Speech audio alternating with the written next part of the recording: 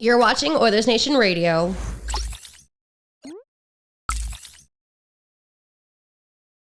Crisp new video. Wide angle lens. It's so Upgrades. you can see Bagmook's foot. Can you? I'm included in full frame here. This is wild. I like the camera My because right it's arm white gets to and it feature. reminds me of the white skates and white gloves from the mid-90s. I had those white skates. So did I. I would throw them on right now if I could. Did you Sergei see Fedorov's. I love the CCM tax coming is- back. Yeah, tax are coming back. And yeah, Fedorov was the whites. Oh, I had Tax some are white- coming back? Yeah. Johnny T bringing him back. I'm still rocking my Bauer Vapor 8s. Well, they had Johnny to bring. T? They Tavares had, on the ad. Yeah. they had to use old Crosby. people because they're the only ones who wore them.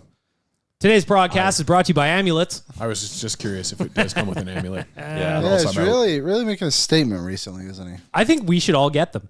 It's pretty wild how that news kind of leaked out there and how Leafs Nation kind of picked it up midstream. Like it wasn't right away. Because Yeah. that was over the weekend that Brand released it. And then Well, because I think most hockey fans see Russell Brand promoting an amulet and are like, well, that doesn't interest me.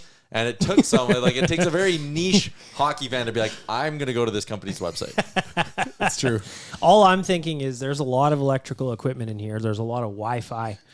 Now I'm scared that I don't have one. And I think we all deserve one. What's it supposed to do? Keeps the CRA away. It keeps you The safe. government? The Yep. tax people? Yep. You don't have to pay taxes if you wear one. That's fair. That would be nice. Mm-hmm. It worked for John until he tweeted about it. As an unlicensed accountant, I say that's true. Yeah. We on Oilers Nation Radio appreciate those of you who do tax evasion. Not me. I would always pay my taxes on time. You, though, I don't know. Anyway. Your mileage may vary. Yep. If you get audited, it's not my fault. Time for a delicious debate for our friends at Great Clips. With more than 4,400 hair salons throughout the United States and Canada, Great Clips is the world's largest hair salon brand and official hair salon of the NHL. Salons are locally owned and operated and open 7 days a week, But not. but not 24/7. Set hours, find them out online. Your time is valuable. Use the Great Clips check-in app. See the wait time, check in on your phone, and get your hair cut when you want it. For more information, check out greatclips.com. Great Clips! It's gonna be great. Well done, Great Clips. Well done to me for not ruining the copy this week. Tyler, you got a delicious debate for us? I do. We're obviously going to get to like a ton of different storylines with this team, but one debate that I find particularly interesting right now revolves around the Oilers' power play, which I believe is 28th in the NHL. Stinks. Is it time for a change on the power play? If so, what would you do? Who's starting? I'll start. I think the simple. I don't know if I'm making the change. I might be a person who's a little against change. It's not hurting the team quite yet. It might need a little more time just to gel because that's really a timing thing, especially for these guys. But I think the simple one is to swap out Nuge for Skinner. Technically, I probably would have swapped him out for Lavoie for that right-handed shot, but that's not really going to work so much anymore. So He's a Henderson I think Silver Knight. Skinner's probably just that better one-time shooter from the left side. I wish we had a right shot like that, but we don't right now. But I think if you have to make one move, that's probably it. I think my only change would be to start the second unit before the first unit. I think that you just change it up and you still have that first unit come out. They're going to figure it out. They are the best offensive team and best offensive group this NHL has ever seen when Best it comes to power a play power percentage play. ever a couple years ago. So to me, they're going to figure it out. You just put that second unit out and give the team something different to look at, and then McDavid and Draisaitl will come over the boards and different. Who's up? Liam?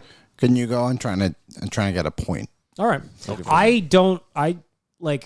I wouldn't make any changes to power play one given how effective they've been historically. I just think it's taken them a minute to get going. I get why you would say Nuge should come off, but at the same point, nobody's producing on the power play. Yeah.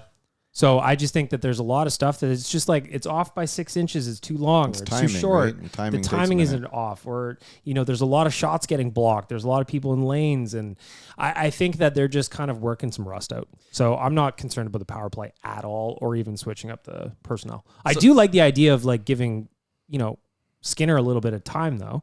I think whether that's Nuge or even Zach Hyman, because last night's goal, Skinner's got good presence around the net. He can find the puck there. And while he's completely different as a player type, I think he would actually probably work in either of those spots. I think take a Nuge out just might be a little bit nicer just because he does kill penalties too. You just take a little bit of a little bit of extra work off his plate for the minute. My bigger problem with Nuge is that they're playing him at center again. Yeah, and again, that's probably one of the other things we need to talk about. For me, like McDavid, Draisaitl, Bouge, like those guys, and even Hyman, they feel like stale right now. Like they're lacking their creative juice that they usually have. And I do think I stay with Nuge for a little bit to see if they can figure it out. But I think there might be something to giving them a shiny new toy over there in Jeff Skinner. Does that force them to attack things different? Does it get them back to the drawing board versus what they're doing now, which is trying a bunch of stuff they've tried the last few years, and it feels stale? Like, does Skinner just sort of kickstart them into like a new headspace and bang, they're back? I think that kickstarting them is exactly what Dan would do. It's starting PP2 every now and then. So They're getting the first punches always, and a little accountability on not doing anything kind of goes a long way. I think with a guy like Nuge, he's probably still in the whole feed it back to Bush, get it over to Leon for that one-timer shot, whereas Skinner might have a different mindset and maybe a little more comfortable and confident in taking shots from his side. On the flip side, though, he could also be more worried because he's on the ice with all the big dogs. And Yeah, wants but to he's hand it always to been a shooter, and he's I agree. played with Ike. I'm He's gone through a bunch of people already. He is a veteran. And Skinner is him. And I think when you're, as a coaching staff, when you put him out there, be like, hey, listen, like, you can shoot. You can score from anywhere on the left-hand side of that ice. Let's see it. We could use another tool out here because it's not easy to stop this because they are so good. But you do know that they're looking for Leon on the sideboards. And if that doesn't work off the hop, then quickly get to the top because it's going to be going to Bush right away. And you cut off both of those, then it's going to be, you've really got them moving the puck around the perimeter now. And they will move the puck on the perimeter a little too long sometimes. And Way too long. if you're the defense and they're just passing it around the outside, you're kind of winning at that point. You are.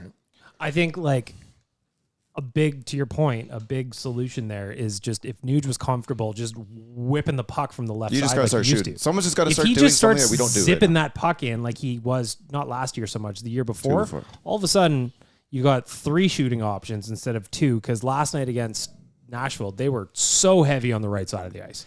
Even their zone entries were broken last night. So I just think the power play as a whole is just kind of off. But if the direction is going to be having Nuge shoot the puck more, then I would say that's a case for Skinner to be the guy because his shot's better. But then you can also take Nuge and throw him on wherever you want, really, on PP2, whether it be Leon's spot, Connor's spot. It can go through Nuge. PP2 is, if Nuge is on PP2, it's going through Nuge at that point. Yeah. But like my initial stance is they're going to figure it out. Oh, 100%. Yeah. They're going to figure it out. So I'm not really concerned about the power play, even though they went 0 for 4 again last night. And and that was the one that kind of stung for me, the 0 for 4, because it was like, man, if you could have gotten one at one point, I think that game is boat race. Was there any part of it that essentially every staffer in the room had a couple of points for number 29 on the old betting card last night? Yeah. I don't like that their power play is not working, but I like the fact that they're having to find ways to win 5-on-5. So I wrote that in my article this morning that the best part of the last 2 wins, it hasn't been Connor and Leon dragging them forward into a win. The goals that have gotten them into the mix or even in the lead or into a tie game against Philly has been depth players. The old boys. On Friday, against Philly, it was Adam Henrique. He got the first one. Then it was Connor Brown. That line all of a sudden's buzzing. Mm-hmm. And then, Connor and Leon got the OT winner. And then last night, same thing. Brett Kulak, big dog, gets him on the board. And it wasn't until, Connor got the game winner, but that was the 3rd goal of the night. It wasn't the first. Perfect. Let Connor get the game winner all the time and get the bottom 6 started off. If that depth scoring can continue for any length of time, all of a sudden this team is ridiculous because Connor, Leon, Zach Hyman, they're all going to pick it up. Nuge will to an extent. Arvidsson has looked very meh. Finding his way. He's finding his way. I think a lot of guys are finding their way. That's why I would take McDavid and Draisaitl and split them up again. I don't like they absolutely should. Nuge is not. They'll probably leave them together one more game, and it looks like they are. Well, I think Tuesday is Carolina. Yeah, Bingo. Yep. No, it's Carolina. Yeah, Bingo.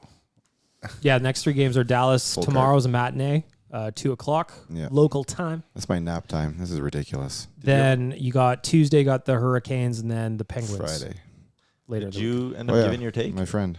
No, I never gave my Go take. ahead. But I couldn't find my point. I could have sworn that power play was terrible to start last season, too. I think it was. It wasn't. It was 30% through 5 games. So was it 2 years ago then? It must have been, because I specifically remember Couldn't them have been What having... is it That's through when 10 Nugent's games? poking everything. Well, through 8, it was at like 32, so let's just do the end of... By the end of October Well, I last tell you year, what, the first game, it was probably terrible. 24% through 8 games last season. I don't know. Either way, my point was that I think they're just going to figure it out. I agree with what you said, Dan. I said that on O&E2. Just give the second unit a chance to see what they can do for Some good players out there. 30, 40 seconds, whatever, and then let the guys come on in like the flow of the game.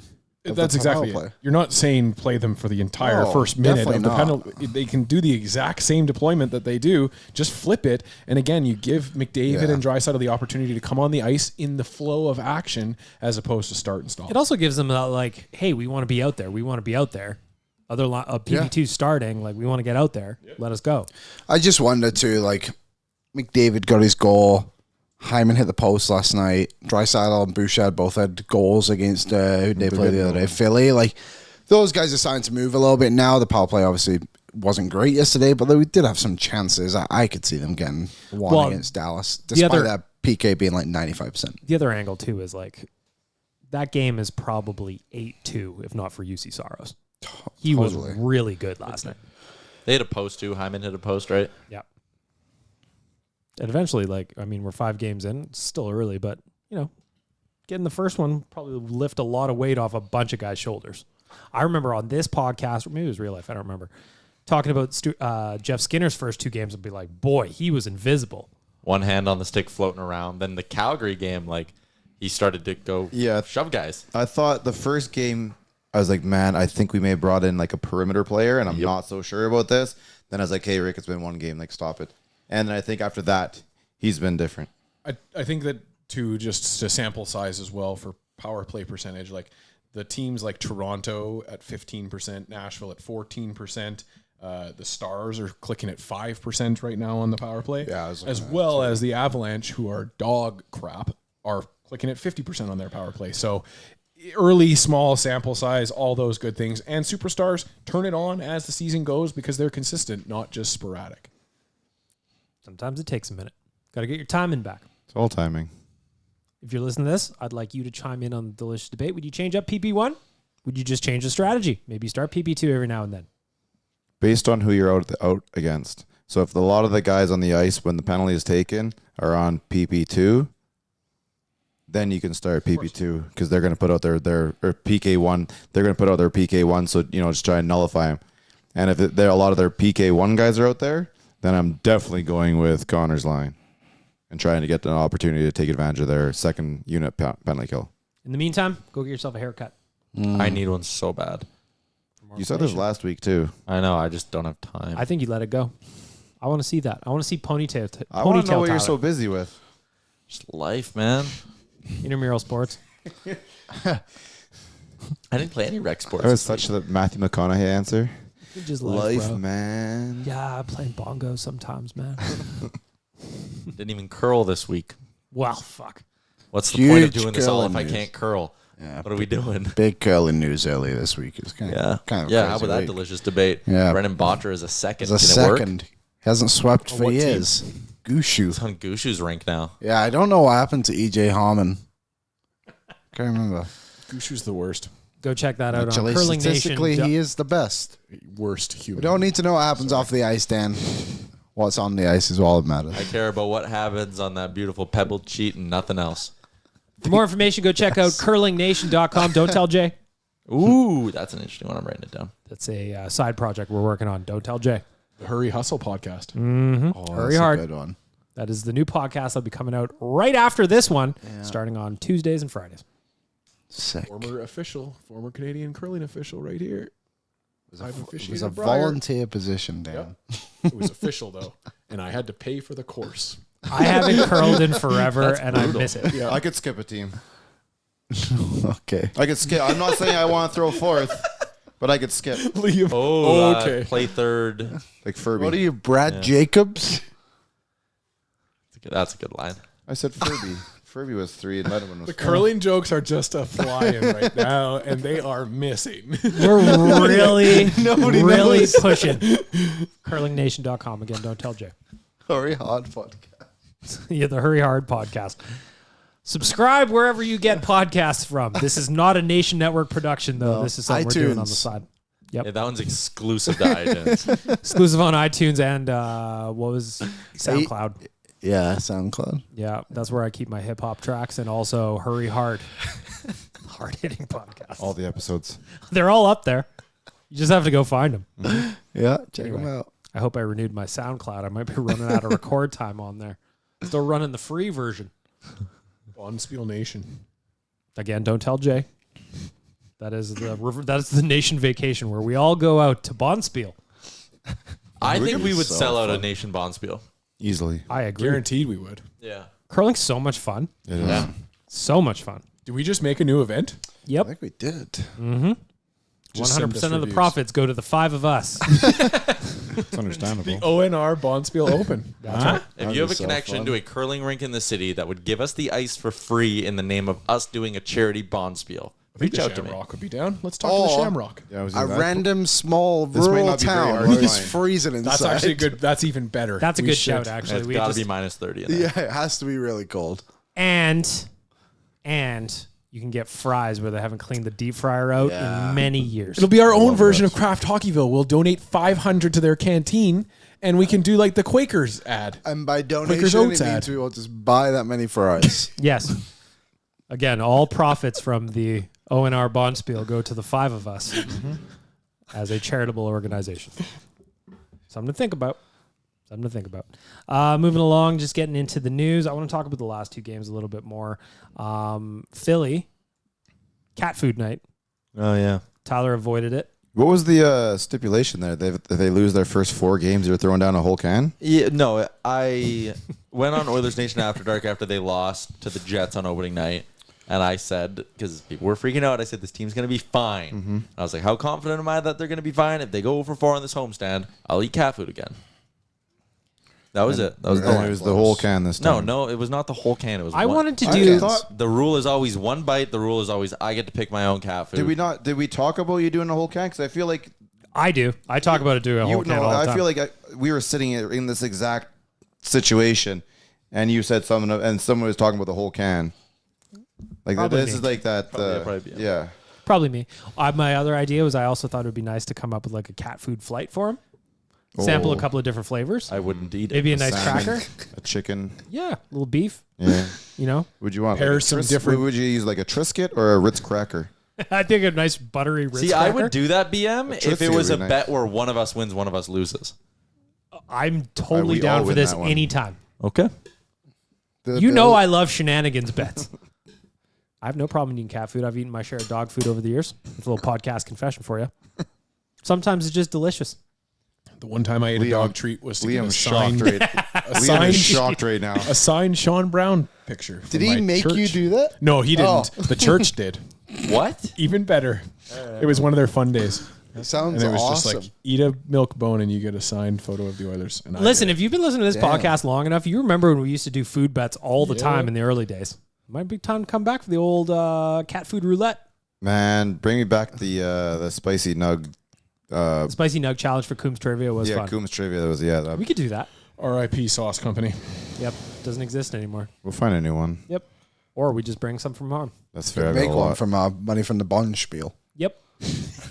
Also, forgot now about we're our expanding Bonspiel. into hot sauces as well. I forgot about our international Diversifying. Bonspiel organized. We're just going to rip off hot ones for one episode a week. We're going to ask each other questions over spicy wings. Over tears. We veer off the Oiler talk. And this guy's deep into just on his phone now. No, I had a He's had cold enough of us. I had a cold performer idea and I can't remember it, so I'm like desperately scrolling all my social media apps. Notes and screenshots. I know. That's what my notes are for. I'm yeah. so pissed. So I'm like scrolling through my Instagram trying to find, because I think it was an Instagram post by like TSN or something. I can't remember it. Anyway, stay tuned for later in the show to find out if I remember my cold performer of the week. Tyler, I want to go back to your birthday day. Happy Yep. birthday, by the way. Tyler turned 21 years old. And it's Very Dan's exciting. birthday today. Yeah. It is Dan's birthday. Wow, what a today. week. Big Yep. birthday week. Huge week. Rick, for your birthday's coming up. No. Yeah, Yeah. March is very ways yet. When's your birthday? April. Oh, mine's April too. Rick is on St. Patrick's Day. It Oh, is. yeah, that's right. It's always Right. shenanigans. So Tyler's It's parents rough. my parents had sex around the same time of the year. Ballpark. Yep. Yep. In a ballpark? Well, Maybe. That is why they love sports. there's no way that it was not John Ducey Park. After a Trappers doubleheader, come on. I feel like there's a key party joke here somewhere. Yeah, we're good. Let's move on. I want to go back to the Philly game. When they went down 2-0, were you feeling nervous at all? I was livid. I was so mad. I was just so pissed. I was so mad that when Bouchard scored the goal that got waved back, I didn't even stand up and cheer.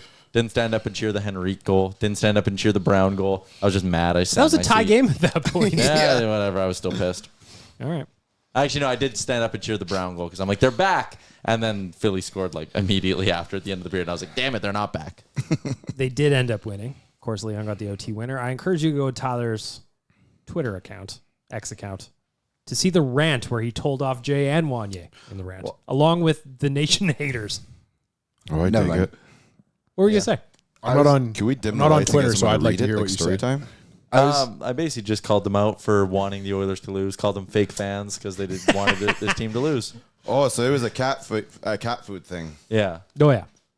Yeah. Well, I mean, if you told the team that was the situation, They would have lost. they may have mailed that one. Although I think most of your haters are not on the team anymore. But For the record, Jay also made his game day bet Flyers win.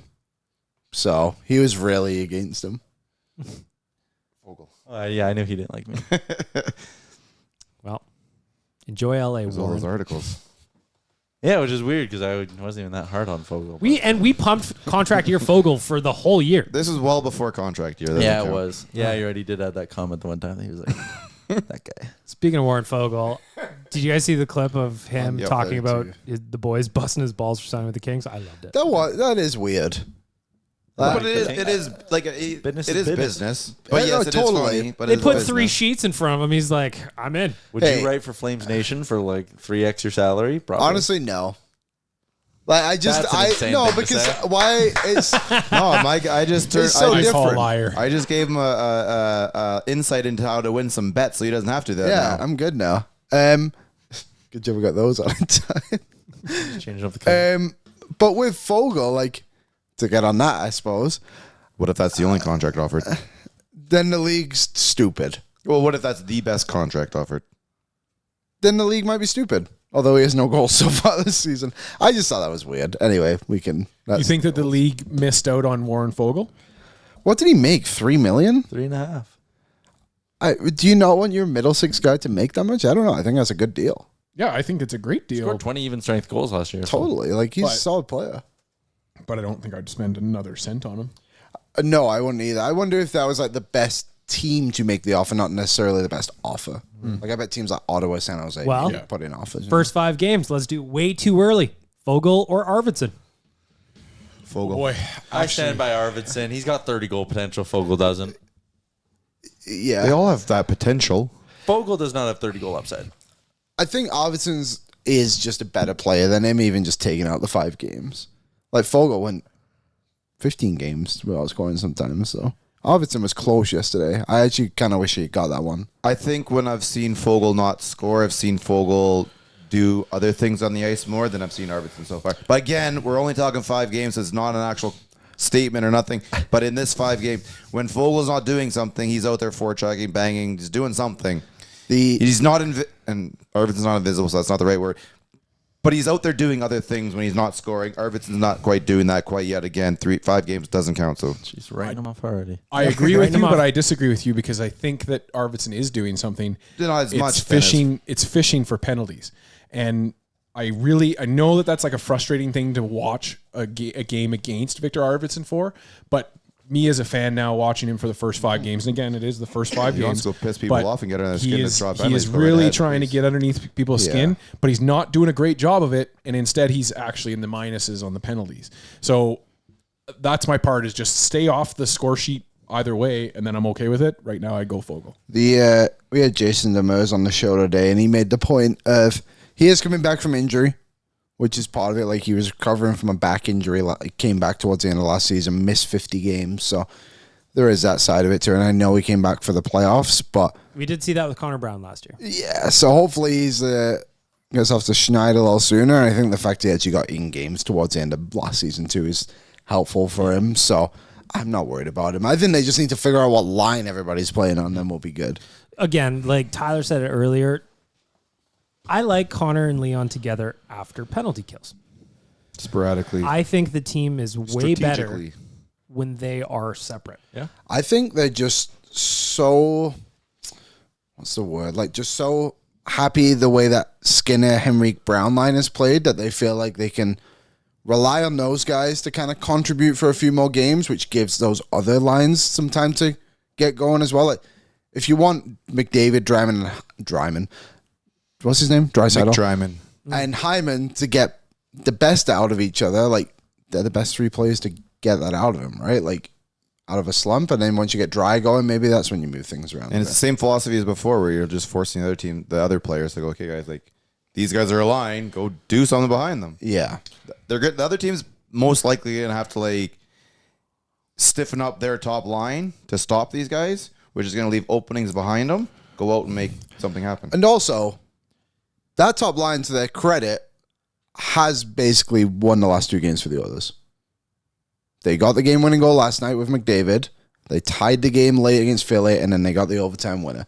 It's not pretty. It's not been a pretty. That's basically all they've Not been done. as dominant as we're used to, but they're coming through. But they're That's getting why it I done. like so much that the depth scoring is chipping in, Totally. and putting them in a position to win in the first place. But I Yeah. still think, like, again, they haven't been dominant together, and I think against Philly, you could have paired them up in the last 5 minutes and gotten the same result. And who knows, maybe you would have gotten a goal earlier because, again, if Connor is on, he can produce without Leon. If Leon is on, he can produce without Connor. Loading him up, especially with the way that Nuge line's looking right now, I just don't think it's working. And just to me, again, like I said it off the jump, like Nuge is a winger now, and that's fine. And if you run into injury troubles or whatever, Sure. then like it's a good utility move Sure. to move him into the middle. But like, he's not a 5-6 game in a row centerman. Did you see Matthias Janmark back up in the top 6 when the line caught most today? Don't mind it. Again, he's just there for a couple games. Yeah. You keep him there for too long, I understand. That's not really where he fits. But for a couple games, I think he does tend to shine a little bit in the first little bit, and then you use it when it works. Does anybody else buy into my theory that fighting solves all of the Oilers' problems? All of them no, but it definitely gets the team going. I'm part of that team. I know Dan agrees. I just think of like against Philly, they were doing fine. But then when Stecher fought Couturier, There was no pushback. There was no punchback. There was no emotion till that fight. that's why I loved Troy Stecher 100%. being like, I'm going to shed him and I'm going to fight a guy twice my size. Even he was almost surprised when it happened. He's like, "Hey, we'll fight. We're gonna fight. Oh, we're fighting. Oh shit! All right, here we go. I loved it. There's a lot of dog in that little man. Good, let's go." Well, it's funny that we were on O&R that afternoon talking about how, I think I said exactly the same words of, it doesn't matter what the name is on the back of your jersey. You can grab somebody and go. And Sean Couturier was laughing during that fight. I think he realized the size. difference of the sizes, and then His and then arm that's was when bent, and then Stetcher couldn't reach him. It's like a and that's when I started 17-year-old beating up a screaming. 6-year-old where you hold a hand on the head. Started telling Stetcher, get in close because you're gonna die, and he didn't. But yeah, it's just a message to the rest of the team that, like, the littlest guy on your team just went on and grabbed It's it. also It's kind of one of those things. There's no excuses. If Troy Stecher is willing to drop him with somebody twice his size, like, Totally. I'm not saying everybody has to fight, but like, be engaged. But it also it's a comment towards the coaching staff and management, because I don't think that he gets a lot of his credit because of his lack of size, and he knows that. So he's out. I don't think that's why he didn't play in game 1. Like, no, we need. It's cool, fine. We're forced to put him in, sort of, kinda. Now you're in there. Well, guess what? I am smaller, yeah, but that doesn't mean I'm not physical, and nobody wants to deal with what just happened there. So I guess I will. So I went on hockeyfights.com. Shout out Dan. After the Stetcher fight and so that was his 6th career fight. His first fight is, do you know this, Dan? I don't actually. His first fight is technically against Matt Martin. Who is also gigantic. Massive not man small. when he played on the Leafs. And ironically, with the way the fight went the other night, Ryan Miller, when he was on Vancouver, jumped in to save Troy Stetcher. Yeah. So, like, if you go watch, like, it's right in the corner. I think Stetcher hits him, Matt Martin, when he was on the Leafs. Didn't like it. And then Ryan Miller comes out. And then Freddie Was Anderson, Martin just like feeding him first? he barely, Sketcher why is kind Miller of jumping in so The fast? writing must it have been was on the wall. it was It's not yeah, right. it was, The writing was it on the was- wall that It was Matt Martin pretty was gonna obvious do it. what was going to happen. So mismatch. Ryan Miller was in there right away, and then Freddie Anderson comes flying down the ice, literally like jumps in the air on top of the pile, and then it kind of all calms down. And Ryan Miller, you can kind of see being like, "What are you doing down here?" And then, sorry to continue, his second fight was against Ryan Strome when he was on the Oilers. And I don't know if it's the same year, maybe the year after, but it shows an angle on the bench, and you can see Zach Cassian, massive smile on his face. I was going to say frothing at the mouth. Yeah, watching Strome fight. Next to him was Milan Lucic, who was like yelling instructions to Strome. And then like kind of pans down, you can see Pat Maroon also yelling instructions. That is one hell of a corner to have. Yeah, it was kind of funny. So yeah, 6 fights for Stetcher. It was also funny that Darnell Nurse, you're talking about Miller stepping in to help him. Nurse looked like he was coming in to maybe interject and stop things before they got crazy, and then he just skated away Right. again. But and we said that too on Tuesday night. Even if it is the smallest guy grabbing somebody, that the rest of the team will back him up. Stetcher didn't need it, but man, Oh, was hey, that fun. listen, if He it's did well. one-on-one, you got to let him go. Yep. Totally. And now, if I don't know exactly how the video worked, but Nursey, if that was, maybe if you did, maybe just, stay within quick reaching range. Yeah. Shit gets crazy. I mean, Yep. by then the officials are there. They're going to be on top of it because they don't want it allowed to happen anyways. But yeah, if it gets too close, you just get in there, quick jersey yank. Yeah. The Perry one right after was good. And then Matthias Janmark also trying to fight Bobby Brink right after. It's like, Yep. just wiping out their top 6 right now. That's go. awesome. But like, I have to imagine being in the building, 2 fights back to back like that really livened the crowd up. Oh, yeah. It's actually pretty interesting to look at that. And again, it's hard to draw direct correlation to it, but like Troy Stetcher fired up the team. Corey Perry then fired up the crowd. Everyone was buzzing. They score right after. They're feeling so good. And it's like, man, if Troy Stetcher doesn't stand up for a teammate there, does the building ever get into it? Like, how do things play out? Like, maybe we're talking about an 0-4 team at that point. Like, again, there is value in those in fights and standing up for a teammate. And I'll echo what a lot of people obviously say is like, I don't like the staged fights. I don't like having a guy on the end of your bench who is going to play 6 minutes and stand there off the face-off and fight some other goon at the 3-minute mark of the first period just for shits and giggles. But I like when it's placed like that. And it's like, someone hit your goalie, go get him. But if you have those staged fighter guys, you now can get big hits where that don't have to turn into fights right away. Right? Because now we have to big hit, bang. Why do you jump in there? Because I can't be guaranteed I'm going to get to fight the guy again. So all I'm saying, so if you're like, okay, well, there's the big hit, fine, let it happen, cool. Next face off, you big guy 2-7, get out there, line up against him, go, hey, I saw what, like, now it's time to go, and he just does like the Sean Avery thing and tucks it away from Laddie, and then when Laddie goes to skate away, he comes back and catches him one.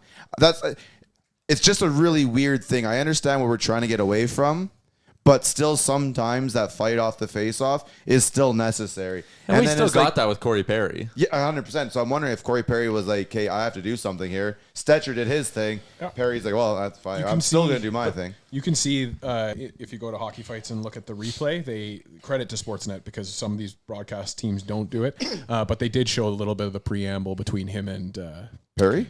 Perry. And Oh, they did it Farabee. live. Like live. I was like, "Oh shit, they're going." Yeah, which But is awesome. you know what sucked and was so dumb about that? They showed like the build up to it, all the ref being like they're fighting.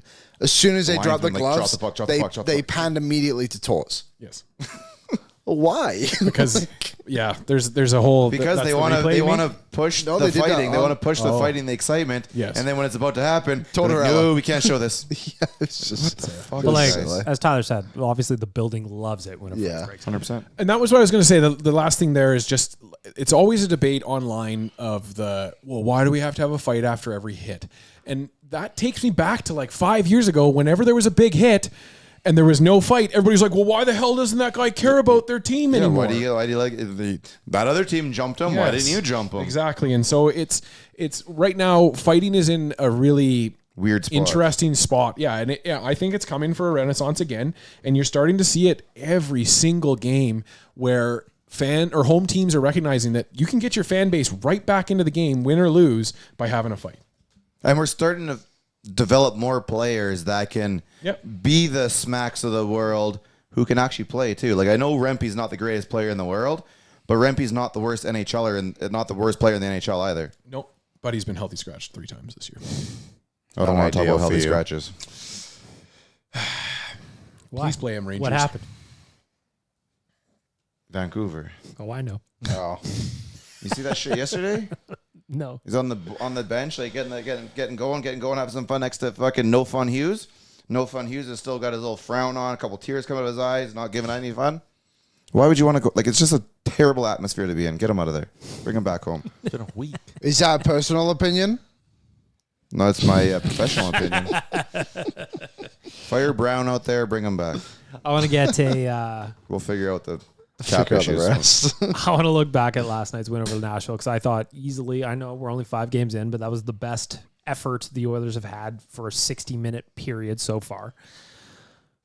What is wrong with Nashville, do you think? Because they kind of stink. It's a couple of things. Same as us. I think early on, like you could see there on their power play, Stamkos looking off shots. First of which all, was seeing him in a crazy. Predators jersey, Yep. very weird. Marchessault looking off an open look. Yeah, he had that drive to our breakaway. net. So I think that there's a little bit of early jitters for them, especially bringing in 2 superstar caliber You brought in players. 3 or 4 new players, like bigger players, right? It takes a minute to gel. We brought in 5 or 6 players, and we're dealing with it. Yep. Yeah, I just think that's all it is. I think it's early on, and everyone's getting used to their new surroundings. I'm sure behind the scenes too, it's like totally thrown off your routine for like creature or habit-driven creatures. Creatures of habit? Yeah, creatures of habit. There you go. Thank you. I just think that's all it is. I would still, like, again, I don't know what the odds have moved to. I would bet on Nashville to make the playoffs still. I'm sure the books aren't even overreacting to it either. All those new guys are just full off all that barbecue and fried chicken. They're getting used to all that fucking eating down in Little Nashville. hot chicken. Yeah, they didn't Come have on. that in Tampa Bay. Spend too much time at Tootsie's, maybe? Well, is there such Not thing? enough time at Tootsie's. Exactly. It is weird to look at the standings. You see at the very bottom, 31-32 are both Nashville and Colorado 0 for 4 on the season, which is just like, who saw that coming? Just what we predicted. Although, I was looking at Colorado's lineup. Beyond the star players, There's no players. Who are these people? It's very Oilers Tyrati era-esque, where it's like, oh yeah, Cahoon in the top 6. Oh, Gaetan Haas getting a look on the second line, and like that's what Colorado's doing right now. Like I need a shot of Kovalenko. vodka. I don't know who that is. Isn't that He's a Andre rookie. He's Kovalenko's Andre's son? kid. Yeah, Kid, yeah. former Edmonton. Wow, he Oilers. is. Well, he's not that young. He's 25. He looks. Is he a tank? He looks like a baby. Yeah. Because his father was the tank. I don't know. Kovalenko. He is. No, Didn't his he's father 5'10", 192 pounds. Didn't his dad also drop his paycheck once, and somebody found his pay stub or something like that? I'm not sure. Yeah, there's Sweet. a Kovalenko story out And there. they I lost him in New York once, didn't they? No, that was Boris Smirnov. That was Boris Smirnov. So right If now, you want to read that story, Robin Brownlee, shout out to Robin. He's covered that for ON countless times because he was on the beat at that point. So right now, The Russian guys are just a little different. That's all. They're just the Avs are missing Landeskog, Nichushkin, Lehkonen, Drouin, and Devon Toews. Is Nichushkin back again? They addressed it the other day. I think he is going to come back. Yeah, he's not going to be cleared though from the player assistance program till like November 12th or 13th. How does Is he that a come timeline back to situation? that? How does he come back to a team that he's dropped the bag on now twice though? In the middle of like playoff runs. I think that's Because it's it's a mental health thing or something like that, and that you can't have allow it. no. You can't get mad at it. He's walked away from the team with no communication twice. In the middle of their like But wasn't he on like a bit of a the first one was like rehab or something? The like that? first one was not on of his own choice. He broke the law and got in trouble. And the second time was, I mean, similar. He failed the drug test in the middle of the playoffs. Like, yeah. And I don't know. we're not supposed to look down on that now. No, but as his team, I agree. Like, there, that's the I part. agree with you there. I agree. Yeah. Like there's a time where you're part of a team and we're narrowing on Can't in count on the on goal you. and stuff like that. Yeah. You need to kind of shake the shit and keep it in the room. But it's 2024 and you kind of get away with that stuff now, whether it's right or wrong. Fair enough. I want to talk about Brett Kulak. What did he do? Tulak. First multi-goal game of his career last night against Nashville. How many goals did you have last year? 4. Was it 4? I don't know. You I put think up it was 4. 3, I but thought yeah. you put up 4. All I know is he's got more goals than McDavid. He's got more goals than Matthews. And all of a sudden, I'm starting to think, is 33 possible for Brett Kulak? I say he gets there. He has 23 career goals. I feel like there's a shot at you. Oh, so he had 21 going into yesterday. That's crazy. Yeah, he had 3 last season. He is literally, so his career high is 6 in a season. My big problem with Brett Kulak's 2-goal game yesterday is that on the empty netter, there had to have been an opportunity to pass to Leon, just a little quick puck touch there somewhere. Pretty selfish. You know? Just a quick give and go. You get the puck back. Yeah, that's fine. I don't care if he scores. Just like let Leon touch it for love of the game. I just really love the way he performs against Nashville when it's more than 1 point. Well, we're only 2 weeks away from it happening again. That's true. Can't wait. Yeah. Anyway, shout out to Brett Kulak. Also, shout out to Jeff Skinner, second goal of the season. Again, he's got a nose for the net. He gets in the mix. I was around a group of people when that goal went in the net, and they started cheering. And I was like, whoa, whoa, whoa. That was I know. We have to survive the review process first. That goaltender does not have a bucket on his head. I'd put money on the fact that it's getting reviewed and probably not working out in our way. Let's watch the replay. It was funny last night. We did our season opener party at Greta, and when they went to the face-off after that goal, there was a little cheer in the room because there was like, "Hey, no review. All right, let's go." Yeah. Because again, what is a goal these days? Who knows? Could be We know what anything. a goal is. We just don't know what goaltender interference is. I fixed it, Rick. I know how to fix it. I've decided. I think I know how to fix Get it. rid of the rule. You have a chance for that in Ask the Idiots, Dan. That's coming Okay, up in a perfect. minute. Oh, shit. There's a Little teaser for you. For the Teasers. rest of us, we got to come up with an idea for that now. Because he already has his. I already figured it out. I want to talk about another thing. 2 wins in a row. Oilers got rid of the plunger and the painter's hat. Oh, yeah. They've got now a title belt.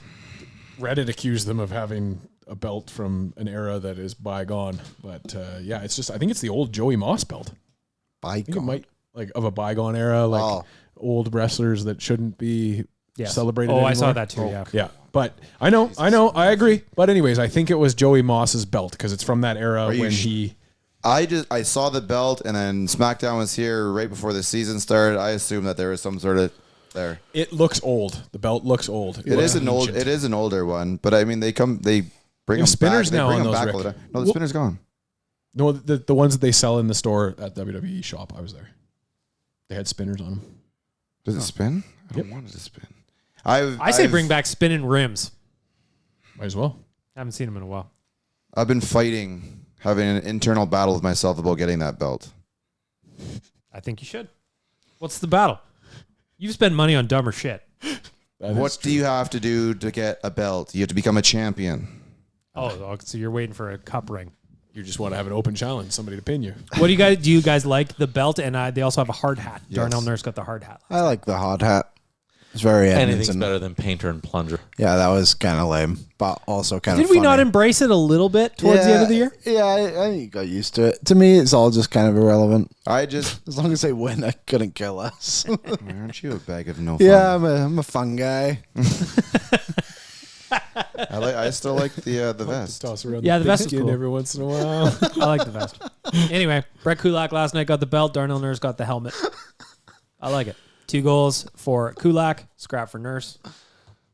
I do like that we all have a comment on what their in-game locker room celebrations are, though. As we should. We have an opinion. We should. I would have- love to be a fly on the wall for that conversation. Is it a conversation? Do the boys sit there? Okay, everyone's in the room. All right, we got a couple things to go over here. First thing, what are we going to do with the victories this year?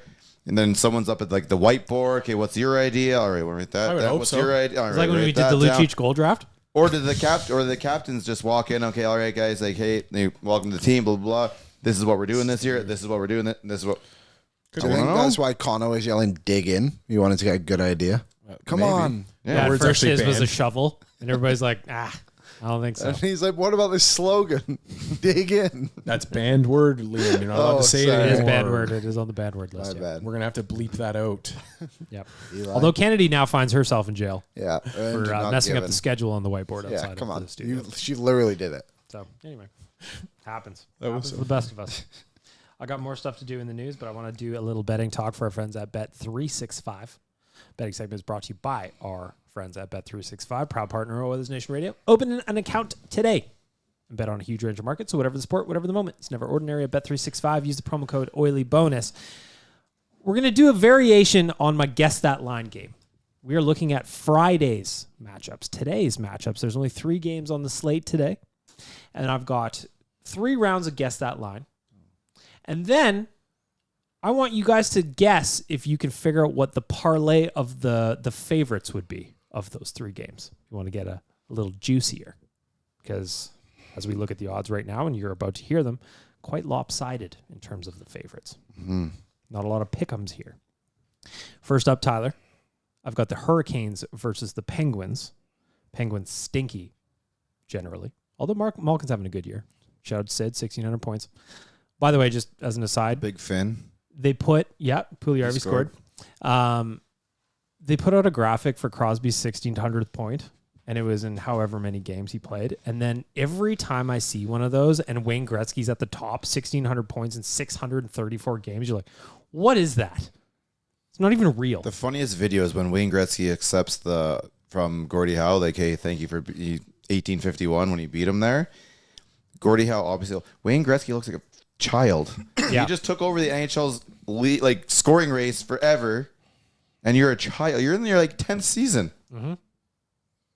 Anyway, Gretzky's numbers has nothing to do with Guess That Line, but it is always fun to watch his ridiculous numbers. So, Tyler, we've got the Hurricanes against the Penguins. Hurricanes are obviously favored, but what is the line?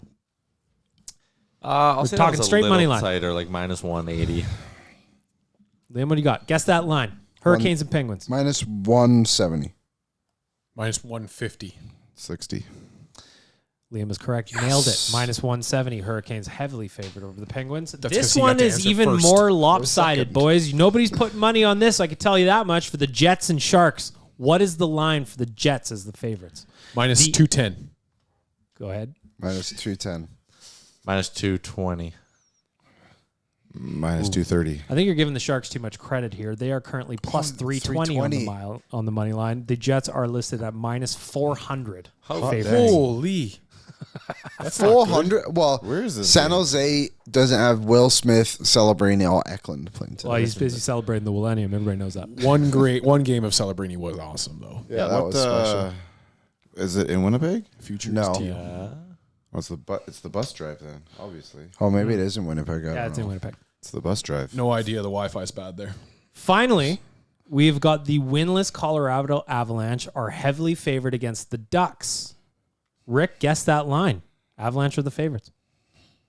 Minus 180. Tyler, 190. 210. I'm going to say 250. Minus 250. they're minus 260. Dan gets the Price is Right rules win. Now, gentlemen, the fun part. We're not betting on any of those. Go over them one again then, please. Sure. Hurricanes minus 170. Jets minus 400. Avalanche minus 260. We're not betting on those money lines. They're not tasty enough for us. But if you combined and do a little parlay over at Bet365 of just the favorites, so the Hurricanes, Jets, and Avalanche to win, guess that line, boys. What does that three-leg parlay look like? Plus 130. Oh, plus 210. I was thinking like plus 230. 350. Currently plus 174. Not even that juicy for a three-leg parlay on Now do the- Friday night. Do the underdogs. I could do the underdog. real I quick. did it before. It's plus 3,089. I'm going to guess plus 3,018. Little sprinkle. It's 89. All three You're close, favorites at on the least. puck line is plus 753, but that won't happen. But Zach Lang was telling me before, Winnipeg screw up these games a lot. Could be a trap. It's a trap. What do they screw up? The puck line or the money line? He said that their star players don't play well against bad teams and overperform against good teams. Okay, hold on. I thought I read somewhere that Hellebuck's game. Like, what is it, Hellebuck night or something like that? Oh, I have no idea. I don't follow Winnipeg. I actually have them muted on Twitter after they swept us that one year. All right, respect that. Yeah. You have a healthy mute list, though, I believe. Chicago, Winnipeg, Just the entire Calgary, the Brooks Bandits. Open an account with Bet365 today and bet a huge range of markets. So whatever the sport, whatever the moment, it's never ordinary at Bet365. Gentlemen, a couple of little news items here. We get to Ask the Idiots for our friends at Og Company. Nuge, Arvidsson, and Hyman. None of those fellas have goals. What's it going to take for them to get going? Put the puck across the goal line. Well, what do you know? Yeah, I think it's just That's one of too those easy. things that's a storyline because of how early in the year it is. Like, they're all, I mean, with the exception of Hyman, who did not go this long without a goal last year, but I think we all expected him to come back down to earth. I don't know. I'm not overly concerned with any of it. No, I don't think that they've even reached their offensive capabilities yet. Once they get going at a full tilt, if they're still putting up zeros, then maybe get worried about it. Right now, I'm not worried. Liam, you worried at all?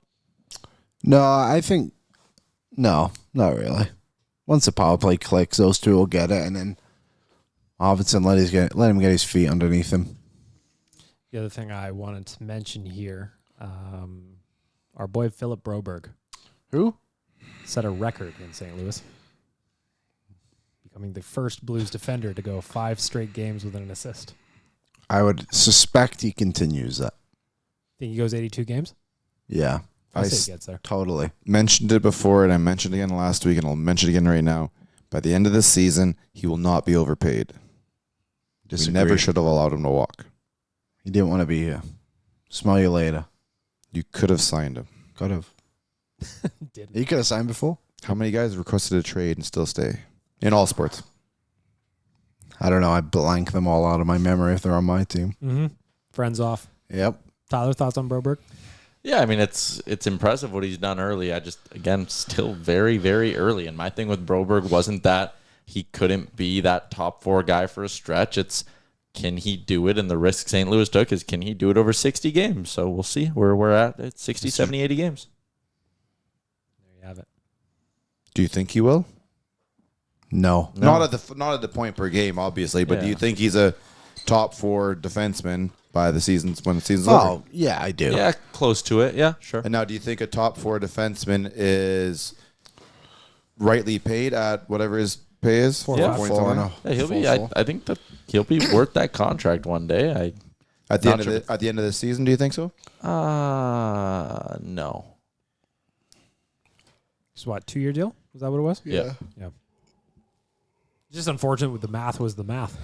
Math's math. No, the unfortunate thing is they didn't get it done earlier when it would have been cheaper. Well, He yes, didn't want that- to sign it. Yep. They didn't want to offer it. He's always going. I don't know that. What else we got? Perfect transition for Ask the Idiots because, as you just heard, we are all morons. Shout out to our friends at Odd Company. They are bringing you the brand new Nation Beer. Nation Beer Everyday Lager is here. You can go get it at Odd Company. Be like Christopher Palmer. Grab yourself a couple of flats for the weekend. Yeah. Plan ahead. Make sure to enjoy responsibly. There's no reason you can't have 2 or 3 flats at your home waiting for you to have It was a responsible buying in bulk. celebratory beer after a big, big dub. Just makes good sense. Or after a loss.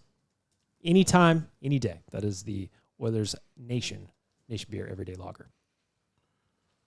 Ask the Idiots, gentlemen. We've got 3 questions here for you. This one comes in from our boy Jay, who I believe is coming on, not Jay Downton, the other Jay. You believe he's coming? I think he's coming on the nation vacation to Denver. And his question is, Liam, I'm going to start with you. Are you ready? I was born for this. Have we, as fans, underestimated the impact on this team's play and identity with Evander Kane out of the lineup? Have we, do we miss him, basically? Is that the question?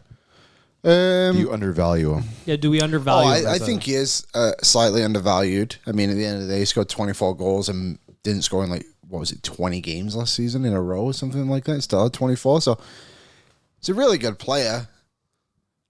I think he'll be more appreciated when he comes back in the playoffs. when he's healthy. When he's healthy. So I don't think they miss him right now because I just don't think the others even wanted to play that way anyway. But I think when he comes back, he'll be appreciated more. Tyler? No. When they were struggling last year, Evander Kane was being put on the 3rd and 4th lines or whatever it was. But don't you give him any credit for just now knowing what the injuries he was fighting? No, because they asked him after he got scratched if he was hurt, and he said he wasn't hurt last year. So Of course it's he's not going to say yes. That's not the type of person he is. But then at the start of the playoffs, he went out and said, "Oh, actually, no, I am really hurt." And then at the beginning of this year, he's like, "Well, last year didn't go great because I was hurt all year." I don't know. I'm going to say no. Dan? The answer is yes. I'll let Dan have his choking attack over there. Dan's dying. The answer is yes, though. I mean, we missed. He's got to be fully healthy, though. We see when he's That's not fully the thing. healthy, he's not fully engaged. I get it. If you're hurting, you don't want to play his style of hockey. What did you say started off the game against Philly? What got us going?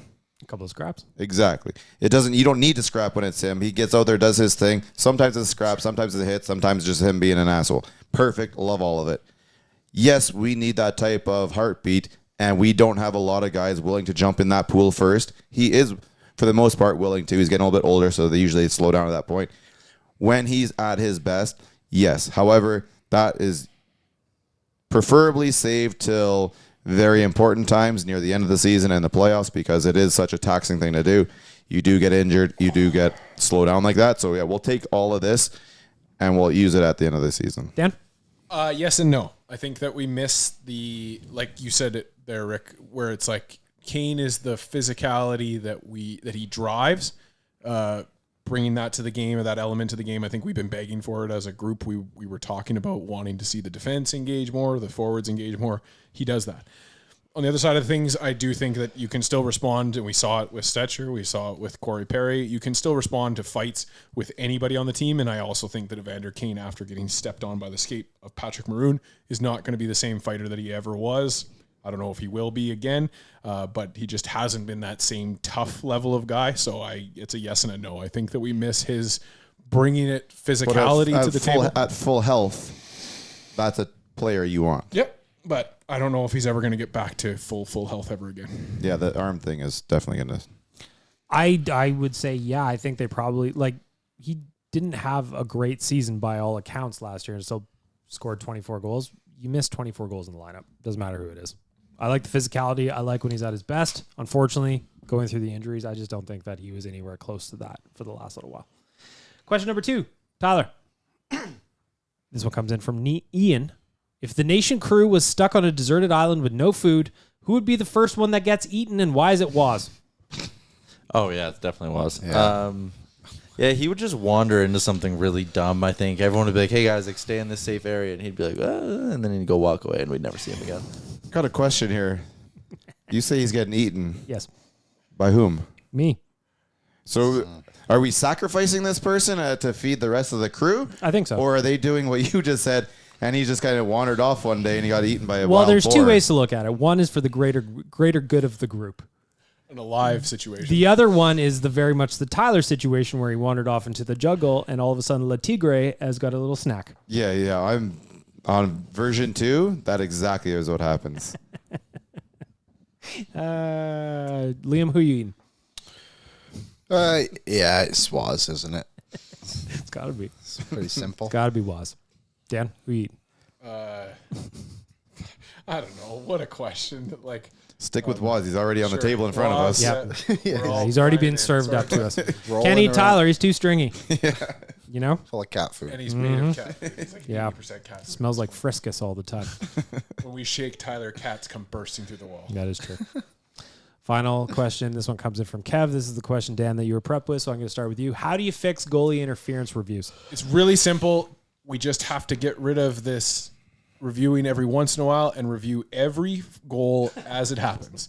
Have a review referee that's on the squad, and they are just paid to watch the game as it's happening, and they're looking into the goals as they happen, the second that they happen, so that by the time the referee gets to the booth to check in with them, they've already made a decision. But you're saying one person watches all the goals in all the NHL. Well, no. They don't, the NBA does it. I've always kind of based my decision around review off of the way the NBA does it, and they don't have an official for every single game, every single night. It depends on the workload and the amount of games that there are and the timing. But isn't the biggest issue with goaltender interference right now is that there's some sort of personal consistency bias issue? Yeah. Yes, but that's I why think if you have 2 different guys if you have one guy can sit in a room with a TV and watch every single goal that happens. Yep. It's not that hard. I think very rarely does 2 goals get scored in the same minute in the world.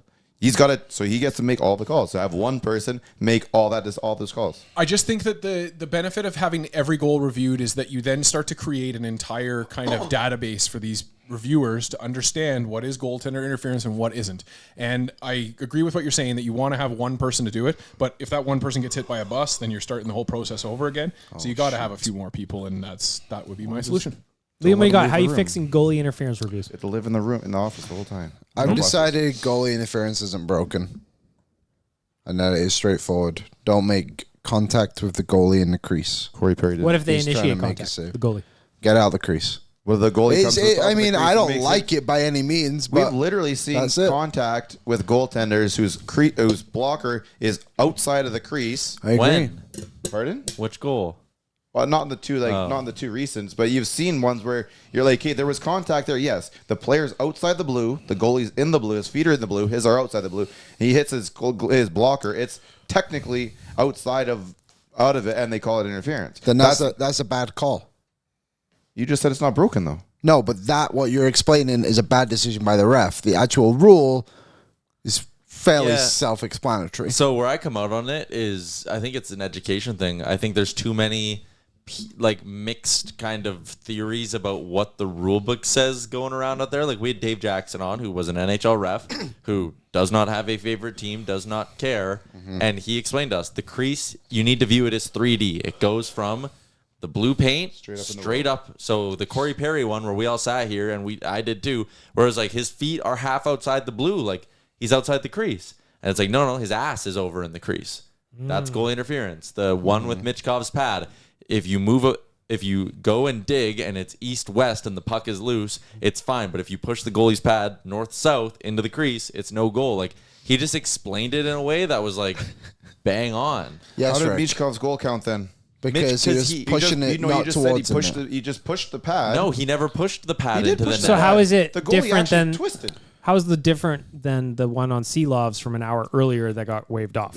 So if you go look, Michkov is pushing. The puck is loose, first of all. Skinner If the never puck has is it. in front of the glove like that and you push through, that's no goal.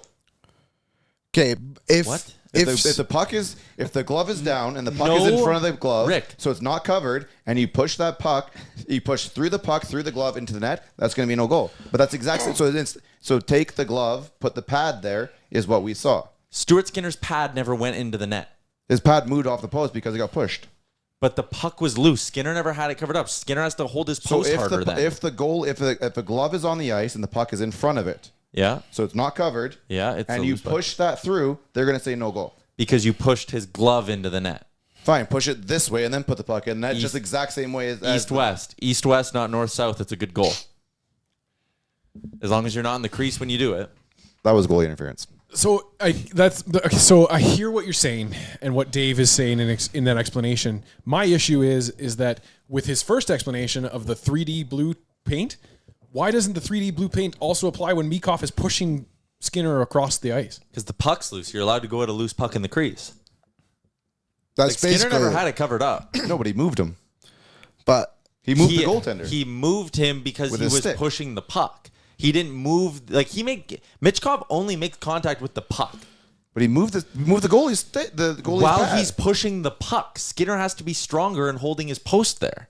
So you can have your glove there and push. We're not through the talking glove. about a glove, Rick. We're talking about a pad. Sure, but the same thing. Okay, show me an instance where someone's done that and it's counted. I'm really surprised you're actually and I'm not saying I'm just saying I would have assumed that you would have thought this was a goalie interference. But you can't push the goalie away from the pad. But the puck was loose. The Seelov's goal, he had it covered, and they pushed his pad. Yeah, so I and don't then know it goes into the the net. I don't know what happened there. I actually don't agree. I'm watching the Seelovs one right now. He comes out from the behind the net and just pushes his pad in. Like Seelovs doesn't have that covered. Yeah, Very similar. Was that a goal? They count that? Somebody they told waved me it that it was Yeah, that's because the of exact the same head thing. contact. They Play, waved it run off. it back from the beginning. So It's the exact same thing. I comes don't out. think that's the Or exact so same maybe thing. not exact same thing. That is Because look that where should he be- pushes, right? So it's there. So he has it, then it is under Seelov's pad, and then he pushes his pad, and that's what puts it in. That's how So I see I would that. say that I'm Michkov pushing was the goalie's pad every pushing. time now. I would say that Michkov was pushing Skinner way more aggressively than this, and this got waved off. Yeah.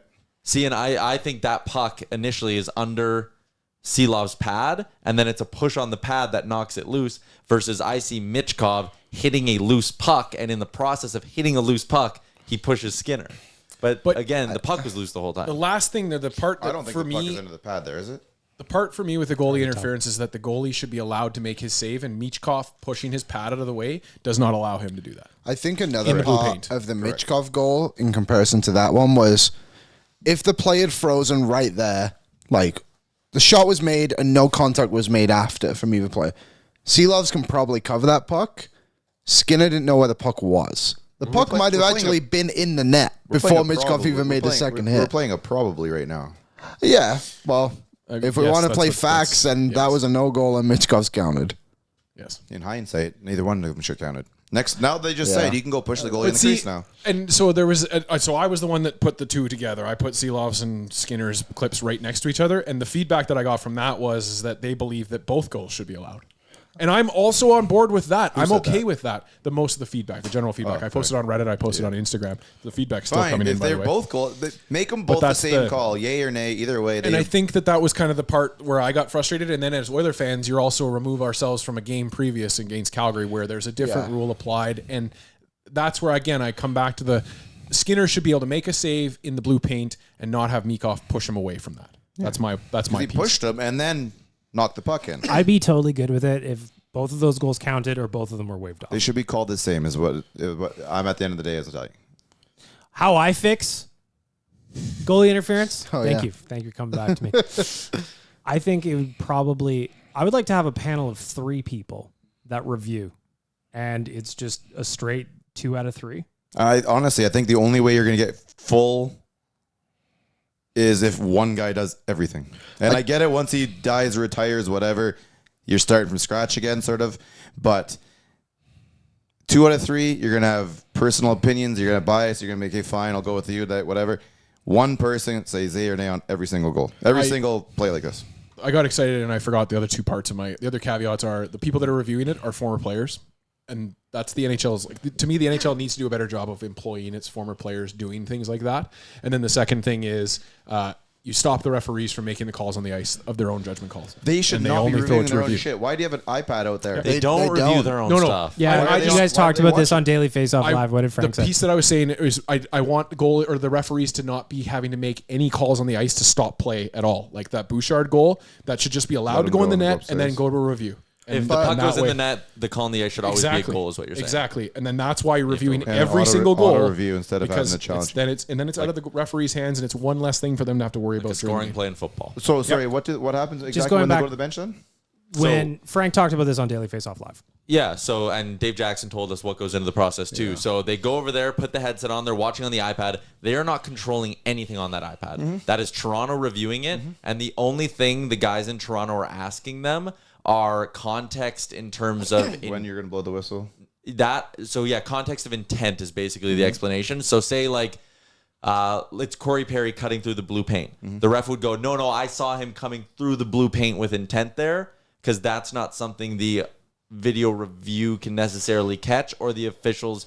The example Dave said was the refs will say sometimes, I told that player twice earlier in the game, he is too close to the blue paint and it's going to cost him, and he was too close to the blue paint again. So like they give context, but they don't make any sort of a decision. The decision 100% comes from Toronto. Well, that is good information, because I think the majority of people see them watching on this little screen smaller than yours going. Also, at this point, I do believe they need to bring in the old NFL rule where you've got like 2 minutes, and after 2 minutes it goes black, and that comes back. Stick with what was called on the field of play. And that comes back to my idea, because again, if you have the reviewer reviewing it right away, you've eliminated some of that ticky-tacky time crap that we have to worry about. Yeah, but it's still, if you have to watch a play for 17 minutes at frame by frame, stop it. At that point, you're looking for it. There's human error involved in here. Players can make mistakes. Whatever. Call it the play on the call. There you have it. Ask the idiots. Easy peasy. No problem. There's nothing wrong. Clear with as the rule. day.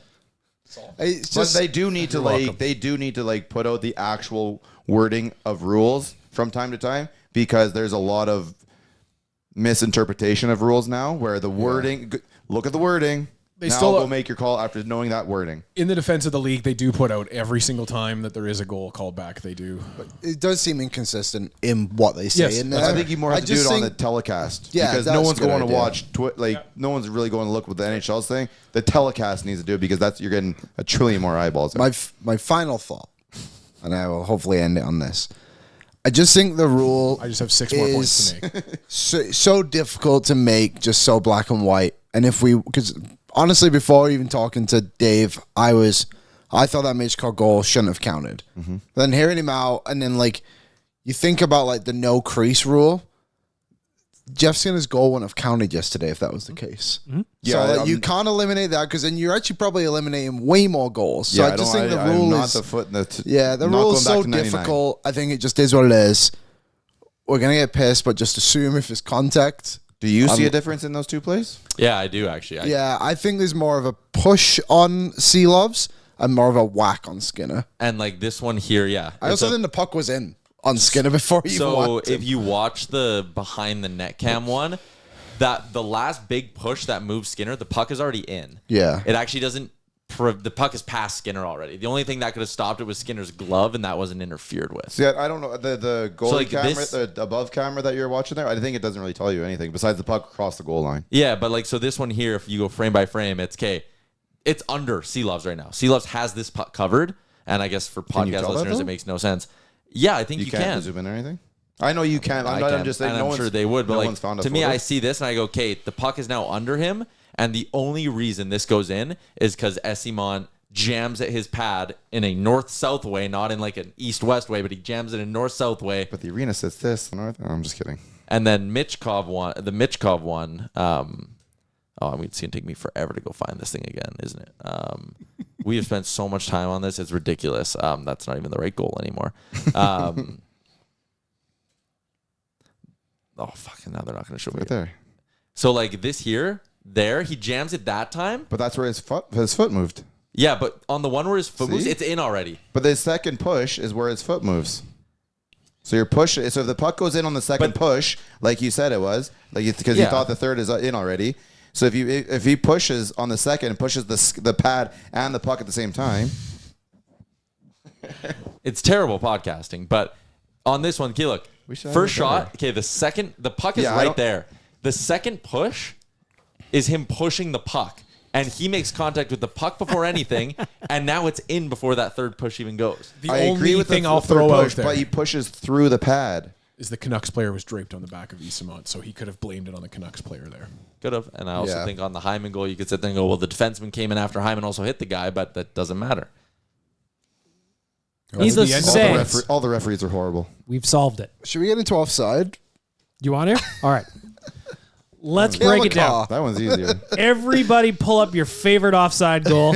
We are Kale not McCarr, going to let's show go. it on the screen, but we're going to talk about it. Describe it word for frame by frame. Kale McCarr is over the line now. He's now also over Yeah, the but he line. didn't have possession of He's the puck. over the line again. Duchesne and now was he not brings the offside. puck in. Nope. Really, this is all Matt Duchesne's fault at the is end of all. the day. Yeah, it's true. It's all Matt Duchesne's fault. And whoever those linesmen were, I've got the real beef with them. They weren't paying attention. Anyway, I get it. I have a hard time paying attention to things, too. I've been looking at my banking while you guys were doing.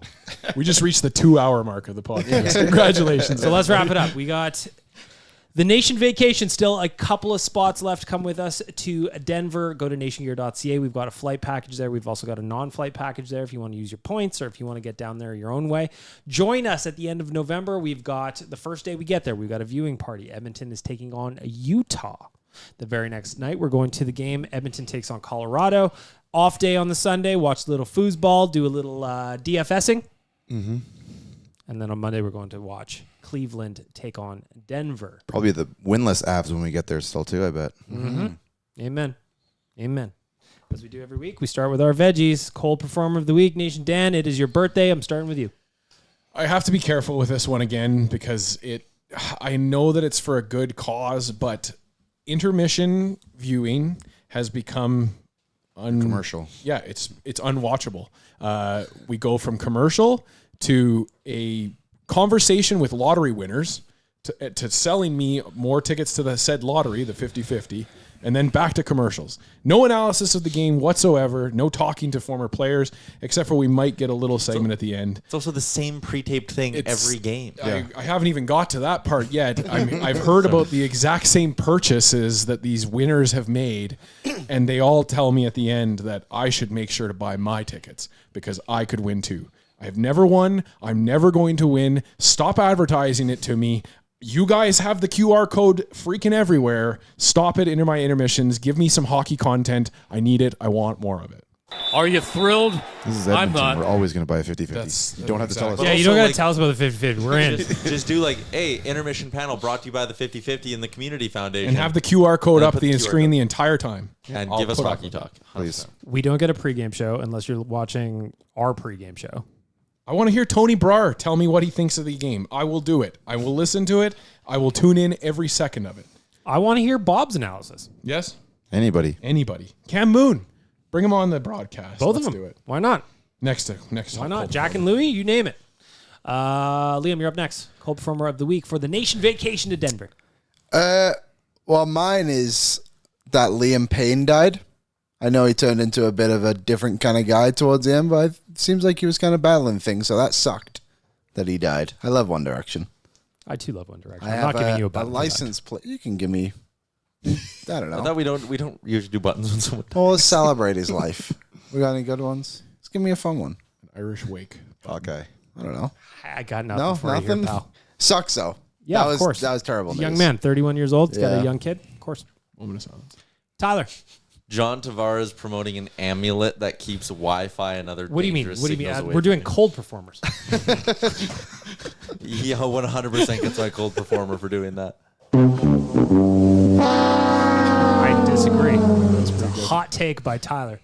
I personally enjoy my amulet. I have not been struck by any Wi-Fi related illnesses anytime lately. Didn't you see how he stared down that puck coming at him where the rest of the team So didn't? yesterday when I walked into Nation HQ, I had no idea this was a thing, and then Tyler's like, "You need to look at these." There's just so many memes about it. Rick, you're up next. Cold Performer of the Week. I think it's pretty obvious. They tore down that house without letting me watch. I know. That is true. Yeah. I enjoyed it last year. If you don't know, down near Nation HQ, there was a house that just got bulldozed. The neighbor last year got brought down during the Oilers losing streak, and Rick sat there and watched it being demolished. Didn't get that opportunity this year. Probably means we win the cup. It was happening Tuesday morning during the meeting, and I was walking in, and I did show it on my camera for a second, but somebody else was talking, and they were talking about something like kind of important, so I stopped. No. You tell them, hey, calm down that little talk here. Look what's happening. It's true. But all that was left was the entryway at that point. Front Sounds like entryway. a great place to start the conversation. My cold performer is actually kind of a hot performer, but it's only because I'm jealous. The boys over at What Chaos, a fine show, Pete and DJ, they had a photo shoot with Gene Principe in some of their gear, and I am so jealous we have never had him pose that sexily for any of our clothes from nationgear.ca. So, Pete and DJ, I wonder like why. you both. I like your show. I wonder why he's never won anything. I'm upset. Are you thrilled? I'm not. We couldn't real keep it in steel? stock if he wore it. Maybe the real steel shirt would have looked good on him. He was going to wear a cognac shirt once upon a time, and then something happened. No, it was the real steel The real shirt. steel He was in there too, yeah. Chicago. That was the Chicago. He was in road Chicago. trip, He was going to wear the real steel. We but sent then it to him, and then someone said probably you shouldn't. Oh. and then he got permission, not permissioned. Unpermissioned. Yeah, because the one I dropped off to him personally was the cognac shirt. Yeah, I remember you telling me. And he was going to wear that in intermission, and something happened. You know? Anyway, we're going to wrap up the podcast with some bright sides. Reversing the order. Rick, you're up first. Your hot performer of the week.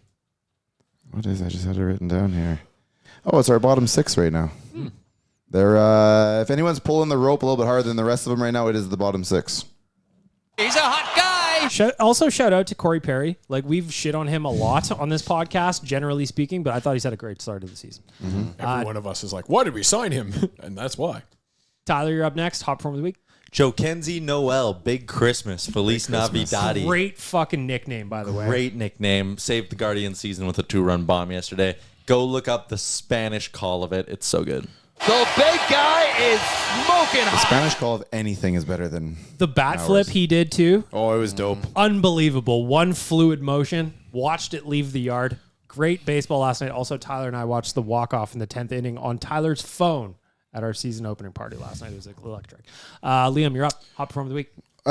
Mine hot performer this week is actually also for next week too, when the Detroit Lions beat the Minnesota Vikings on Sunday. I will And enjoy- show what frauds those purple dinosaurs are.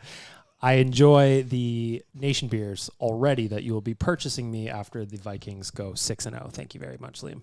Cash money. Yeah, right. Go Ty Chandler.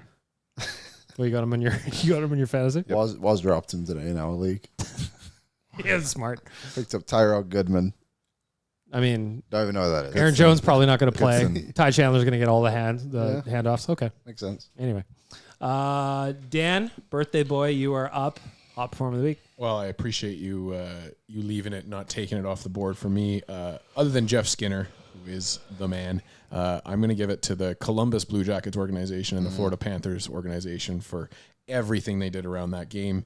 not an easy game, I'm sure, to approach or have, come upon. But between having the Panthers players show up with Skittles and purple Gatorade, all the players wearing Gaudreau jerseys during the warm-ups, the banner raising, the puck drop with the empty left wing, leaving the puck on the ice for the first 13 seconds of the ice or the game with nobody moving, right down to Sean Monahan scoring the goal and pointing up to the banner. It was an absolutely magical night.